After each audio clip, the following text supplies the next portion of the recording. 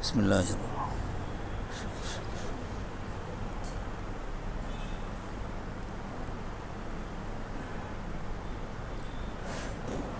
بسم اللہ الرحمن الرحیم نحمده ونصلی علی رسوله الکریم اما بعد 3:30 بجے مستورات کے لیے جس بیان کا اعلان ہے وہ انشاءاللہ اپنے وقت پر ہوگا۔ بعض باتیں جو شاید وہاں کہنا مناسب نہ ہو اور ان کا عرض کرنا بھی ضروری ہے، بس ان باتوں کو عرض کرنے کے لیے چند منٹ کے لیے میں اس وقت حاضر ہوں۔ ہم نے جو دعا پڑھی ہے، جس کی زکوٰۃ ادا کی ہے، اس کا نام ہے حزب البحر۔ خوب اچھی طرح ذہن میں رکھیں کہ اب انشاءاللہ روزانہ آپ کو یہ دعا پڑھنی ہے اپنی اور اپنے گھر والوں کی حفاظت کی نیت سے۔ کس سے حفاظت؟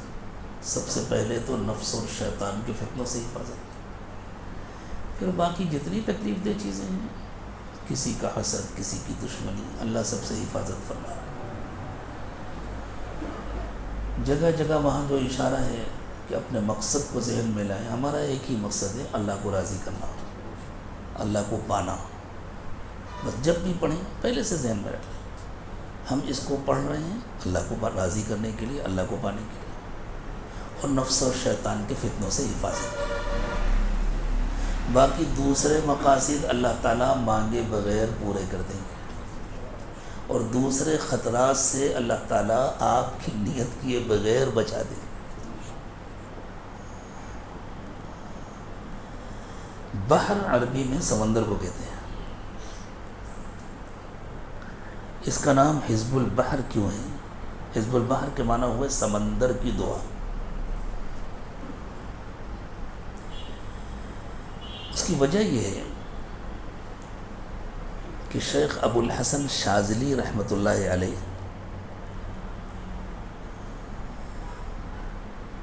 قاہرہ میں مقیم تھے۔ قاہرہ مصر کا کیپٹل ہے، مشہور شہر ہے۔ حج کا موسم قریب آ گیا تھا۔ اس وقت تک شیخ کا حج کا کوئی ارادہ نہیں ہوا تھا۔ اچانک ان کے دل میں ڈالا گیا، انہوں نے خواب دیکھا یا الہام ہوا کہ تم کو حج کے لیے جانا ہے۔ تو شیخ نے اپنے مریدین سے کہا کہ بھائی اللہ کی طرف سے یہ اشارہ ملا ہے کہ حج کرنا ہے، وقت کم ہے، جلدی سے تیاری کرو، دیکھو کوئی اچھا سا جہاز مل جائے۔ وہ جو سمندر کی کھاڑی ہے جو اندر کی طرف جاتی ہے، جس کے کنارے پر جدہ ہے، اس کو بحر قلزم کہتے ہیں، جس میں فرعون ڈوبا تھا۔ فرعون دریائے نیل میں نہیں ڈوبا تھا، یہ غلط بات مشہور ہے عوام میں۔ دریائے نیل تو مصر کے اندر بہتا ہے، وہ بحر قلزم میں ڈوبا تھا، ریڈ سی جس کو کہتے ہیں۔ مصر والے جب جدہ کا سفر کرتے ہیں تو اسی سے جاتے ہیں، پانی کے جہاز سے اگر جانا ہو اسی سے جاتے ہیں۔ تو معلوم ہوا کہ کوئی بہت اچھا جہاز تو خالی نہیں ہے، سارے جہاز جا چکے حاجیوں کو لے کر کے۔ ایک بوڑھا عیسائی ملا ہے، اس کا جہاز ہے۔ حضرت نے کہا ٹھیک ہے، جیسا تیسا بھی ہے، طے کر لو۔ طے کر لیا گیا۔ حضرت اپنے مریدین کے ساتھ اس پر سوار ہوئے، چلے۔ تو اس زمانے میں جہازوں میں انجن نہیں ہوتے تھے، بادبانی جہاز ہوتے تھے، بڑے بڑے پردے ہوتے تھے جن کو ہوا دھکا دیتی تھی، اور ان پردوں کی پوزیشن بدلی جاتی تھی جیسی ضرورت ہوتی تھی، لیکن ایک حد تک اس میں تبدیلی ہوتی تھی۔ جہاز چلا، کچھ دور پہنچا، ہوا مخالف سمت کو چلنے لگی، پردے بند کر دیے گئے، اتار دیے جاتے تھے پردے، اس لیے کہ نہ اتارے جائیں تو جہاز کو لے کے چلے جائیں، لنگر ڈال دیا گیا۔ جب ہوا موافق سمت کو چلے گی تو جہاز روانہ ہوگا۔ وقت گزر رہا ہے، مریدین میں بے چینی پیدا ہو رہی ہے کہ کہ شیخ نے کہا تھا اللہ کی طرف سے اشارہ ہے کہ حج کے لیے جانا ہے، ملاح نے کہہ دیا کوئی شکل نظر نہیں آتی، اب ہم لوگ پہنچ نہیں پائیں گے۔ شیخ مطمئن ہے، اللہ ایسا مطمئن دل ہم سب کو دے دے کہ بس جو اللہ کی مرضی ہے اور جو اللہ کا فیصلہ ہے وہ ہو کے رہے گا۔ ایک دن وہ اللہ کی یاد میں تھے، مراقبے میں یا آرام میں، رسول اکرم صلی اللہ علیہ وسلم نے ان کو یہ دعا سکھائی، یہ پوری نہیں جتنی پڑھی جاتی، وَزُلْزِلُوا زِلْزَالًا شَدِيدًا تک، اور یہ حکم دیا اس کو پڑھو اللہ مدد کریں گے۔ حضرت کی آنکھ کھلی، دعا ان کو یاد تھی، پڑھ رہے تھے، خود بھی پڑھی، مریدین سے کہا اس کو پڑھو، اور چونکہ اللہ کے نبی صلی اللہ علیہ وسلم نے بشارت دی تو ملاح کو بلایا، جہاز کا کپتان تھا، اس سے کہا لنگر اٹھا دو، پردے کھول دو۔ اس نے کہا ہوا اتنی تیز چل رہی ہے، اور اس وقت بھی ہوا تیز چل رہی تھی اور مخالف سمت میں چل رہی تھی، اگر پردے کھول دیے، بادبان کھول دیے اور لنگر اٹھا دیا تو ہمارا جہاز واپس قاہرہ پہنچ جائے گا، مخالف سمت میں چل رہی۔ حضرت نے فرمایا تم پرواہ مت کرو، کھول دو۔ وہ کسی صورت میں بھی کھولنے کو تیار نہیں تھا، لیکن اب سارے مریدین کا دباؤ پڑا، ہمارے حضرت کہہ رہے ہیں تو کھولو۔ جیسے ہی کھولا اسی لمحے ہواؤں کا رخ بدل گیا، لنگر اٹھانا مشکل ہو گیا، رسی کاٹنی پڑی، اور اتنا تیز چلا جیسے پر لگ گئے ہوں، وقت میں پہنچ گئے، حج بھی ادا ہو گیا۔ حضرت کی اس کرامت کو دیکھ کر کے اس بوڑھے ملاح کے دو جوان بیٹے تھے، وہ عیسائی تھا ملاح، اس کے دو جوان بیٹے تھے، دونوں نے کلمہ پڑھ لیا۔ بوڑھے ملاح نے انکار کر دیا، میں نہیں بدلتا اپنا مذہب، ٹھیک ہے یہ سب ہوتا رہتا ہے، لوگ سمجھتے ہیں نا اتفاق ہو گیا، ہر چیز اتفاق ہو گئی۔ رات میں اس بوڑھے ملاح نے خواب دیکھا، حشر کا میدان ہے، بہت خوبصورت جنت ہے، شیخ ابو الحسن شاذلی رحمۃ اللہ علیہ اپنے مریدین کو لے کر کے اس جنت میں جا رہے ہیں، اور اس ملاح نے دیکھا میرے دونوں بیٹے بھی ساتھ میں جا رہے ہیں۔ اب بہرحال جنت اور جہنم تو عیسائی بھی مانتے ہیں نا، تو اس کو لگا اگر میں یہاں باقی رہ گیا تو مجھے جہنم میں بھیج دیا رہے گا، میں بھی چلا جاؤں۔ جیسے ہی جانا چاہا گیٹ پہ روک دیا گیا، نہیں تم نہیں جا سکتے، تمہارے پاس ایمان نہیں ہے، جنت میں صرف ایمان والے جاتے ہیں۔ صبح ہی اس نے کہا حضرت مجھے بھی کلمہ، اسے بھی ہدایت۔ پھر جب حضرت حج سے واپس آئے تو اس کے بعد اللہ تعالیٰ نے دعا کے اگلے جملے ان کے دل میں ڈالے، اور کاف ہا یا عین صاد اور اس کے بعد کے جو جملے ہیں وہ بعد کا اضافہ، پھر وہ پوری مکمل ہے۔ اللہ تعالیٰ اپنے نیک بندوں کی رہنمائی فرماتے ہیں اور وہ دعا مکمل ہوئی۔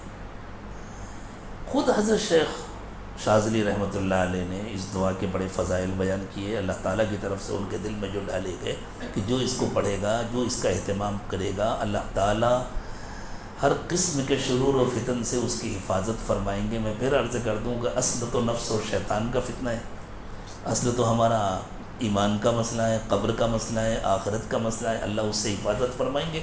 اور اس کے پیچھے پیچھے جو چھوٹے چھوٹے مسئلے ہیں، جیسے کوئی گائے پالتا ہے، دودھ کے لیے گوبر بھی ملتا ہے فری میں، لیکن گوبر کے لیے تھوڑی کوئی گائے پالتا ہے، کوئی یہ نیت کر کے گائے خرید کے نہیں لاتا گائے پالوں گا، گوبر ہوگا، اوپلے بناؤں گا، پتہ نہیں اوپلے کو کیا کہتے ہیں آپ کے یہاں، اوپلا کہتے ہیں، ہاں، تو کوئی اس کے لیے گائے پالتا ہے۔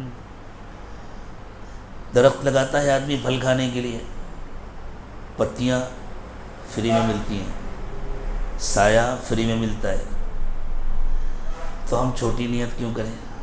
اللہ بڑی نیت کی توفیق عطا فرمائے۔ یہ جو زکوٰۃ آپ نے ادا کی ہے، جو آج انشاءاللہ مغرب میں مکمل ہو جائے گی، اس کو زکوٰۃ صغیر کہتے ہیں۔ یہ تمام لوگوں کے لیے ہے، اور الحمدللہ سب نے زکوٰۃ ادا کی۔ انشاءاللہ سب کو روزانہ حزب البحر پڑھنے کی اجازت ہے۔ آپ نے سورۃ تغابن کی بھی زکوٰۃ ادا کی۔ سورۃ تغابن تو تقریباً سارے ہی لوگ پہلے سے پڑھتے تھے، لیکن اب اس زکوٰۃ کی ادائیگی کے بعد آپ کو سورۃ تغابن کی برکتیں پہلے سے زیادہ نظر آئیں۔ یہ بھی اپنی حفاظت کے لیے سورۃ تغابن کے فضائل میں بزرگوں نے لکھا ہے کہ اللہ تعالیٰ حلال و پاکیزہ روزی عطا فرماتے ہیں، بیماریوں سے حفاظت فرماتے ہیں، نفس و شیطان کے فتنوں سے بچاتے ہیں، اور دشمنوں کے اور ظالموں کے شر سے بھی بچاتے ہیں۔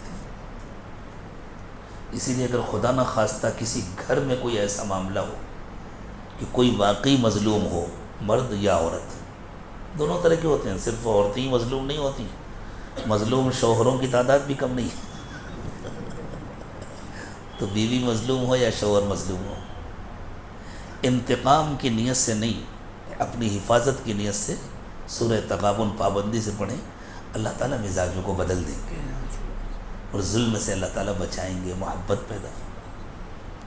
تو یہ سارے فائدے حاصل ہوتے ہیں۔ اب آپ نے زکوٰۃ ادا کی، انشاءاللہ مزید فائدہ حاصل۔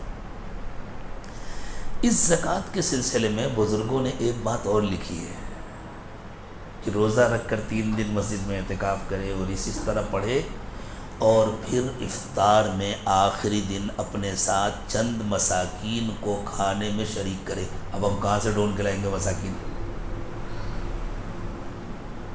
اس لیے، اور بہرحال وہ ادائیگی زکوٰۃ کا حصہ ہے۔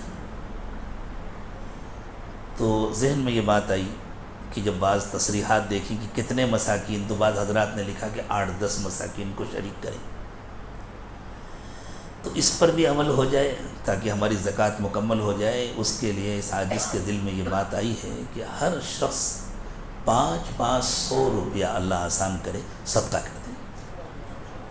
اور ہم چونکہ مدرسے میں بیٹھے ہوئے ہیں، یہاں تو طلبہ مقیم ہیں، مطبخ بھی موجود ہے، تو سب سے پہلے تو مولانا نصیر صاحب تشریف لے آئیے، آگے آ جائیے۔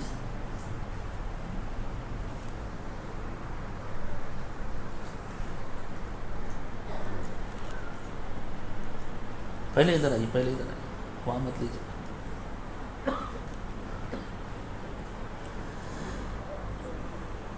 یہ 2 افراد کے لیے 1100 روپے، یہ صرف مطبخ کے مد میں استعمال ہوگا، جو بھی جمع ہوگا بس صدقہ کر دیں انشاءاللہ تو ہو گیا۔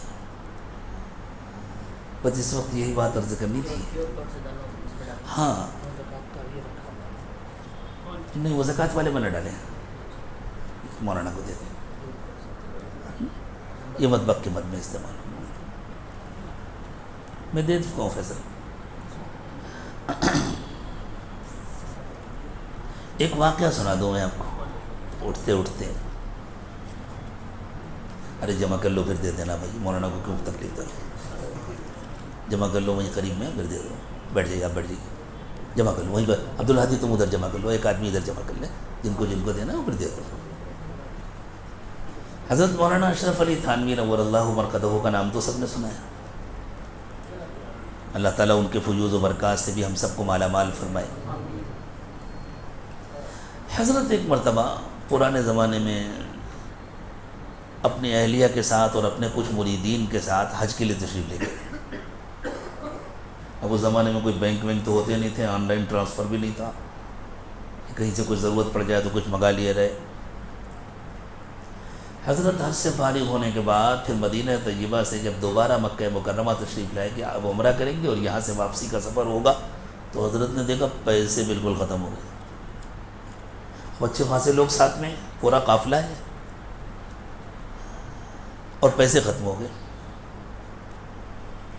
حضرت فرماتے ہیں کوفت یہ ہوئی کہ یا اللہ کس سے مانگیں گے، اور ویسے بھی سوال اچھی چیز نہیں ہے، پھر مانگیں تو کس سے مانگیں۔ حرم شریف تشریف لے گئے اور وہاں جا کر کعبۃ اللہ کے سامنے حضرت نے حزب البحر پڑھنا شروع کیا۔ ابھی پوری نہیں ہوئی تھی کہ ایک صاحب آئے پیچھے سے، انہوں نے کندھے پر ہاتھ رکھا اور پوچھا آپ کا نام اشرف علی ہے؟ حضرت نے فرمایا ہاں۔ آپ تھانہ بھون کے ہیں؟ فرمایا ہاں۔ میں بھی اسی علاقے کا ہوں، لیکن اب میرا قیام یہی مکہ مکرمہ میں ہے۔ ایک کام کریں، یہ اشرفیوں کی تھیلی ہے، یہ آپ لے لیں، سونے کے سکے اشرفیوں، جب میں وہاں آؤں گا تو آپ سے لے لوں گا انشاءاللہ۔ حضرت نے فرمایا ٹھیک ہے۔ فرمایا اس میں سے آپ کو خرچ کرنے کی اجازت ہے، جو بھی خرچ ضرورت ہو آپ کی، آپ اس میں خرچ کر سکتے ہیں۔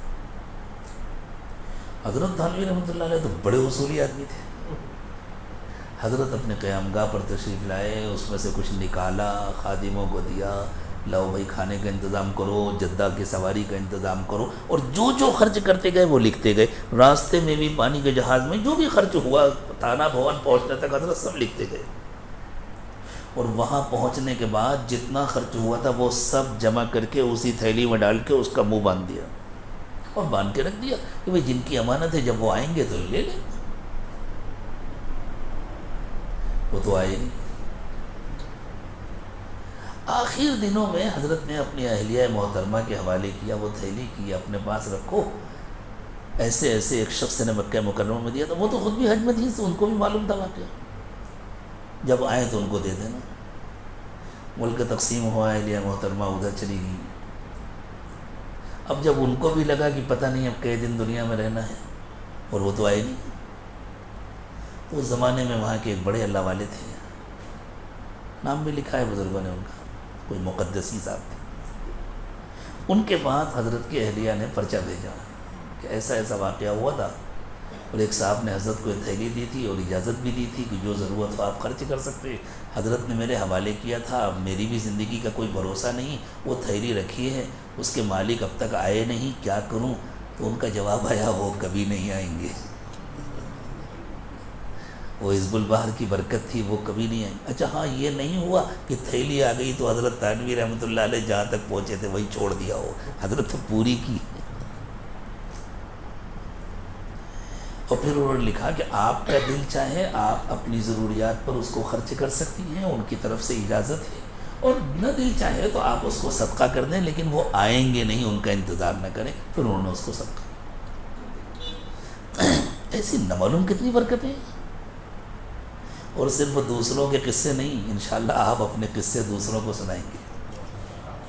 اللہ کا فضل ہے، اللہ کا احسان ہے، جب سے اللہ تعالیٰ نے تزکیے کی یہ محنت دوبارہ شروع کرائی ہے اور رسول اکرم صلی اللہ علیہ وسلم کی اس دور میں اس مردہ سنت کو دوبارہ زندہ کیا ہے، تو جو پرانے قصے ہم سنا کرتے تھے اب وہ سب تجربے اور مشاہدے میں پھر سے آ رہے ہیں۔ دوسروں کے سننے کے بجائے بندہ خود تجربے سے گزرے گا انشاءاللہ اور خود سنائے گا دوسروں۔ اس لیے تو نہ سنائے کہ لوگ ہماری بہت عزت کریں، لیکن اس لیے تاکہ دوسروں کو بھی شوق پیدا ہو، وہ بھی اللہ سے اپنا تعلق جوڑیں، سنا دینے میں کوئی حرج نہیں ہے۔ تو بس یہ صدقے کے سلسلے میں ہی اصل بات عرض کرنی تھی۔ انشاءاللہ جیسے اعلان ہے 3:30 بجے سے وہ بیان ہوگا، مرد بھی شریک ہوں گے، خواتین بھی شریک ہوں گی۔ کچھ خاص موقع پر کچھ پڑھنے پر مولانا فرما رہے ہیں حزب البحر کے کچھ خاص موقعوں پر اتنا عوامی اعلان کرنا تو مناسب نہیں لگ رہا۔ سبھی حضرات تو رابطہ رکھتے ہیں، جو حالات بتلاتے ہیں، جس کے حالات کے مناسب کوئی بات ہوگی انشاءاللہ اس کو بتلا دیں۔